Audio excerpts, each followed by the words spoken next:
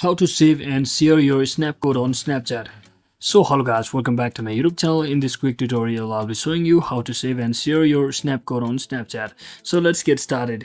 As you can see, I'm currently on my Snapchat application, and make sure you are logged into your account. Now simply select your profile icon at the top left corner just like this, and here you should see your account QR. So just tap on this QR, and as you can see, it will automatically show you all of your details like your name as well as your QR code. So whenever your friend scan this directly, or you can also send the link by simply tapping on this third option, that is share my profile link. And to save your QR code, you can basically click on this second option, that is save to camera roll, and it will be automatically saved to your camera roll just like that.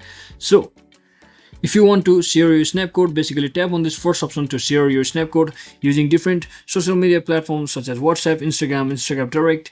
So that is it for today guys. I hope this video was informational. If it was, don't forget to like and subscribe to the channel. See you on the next one.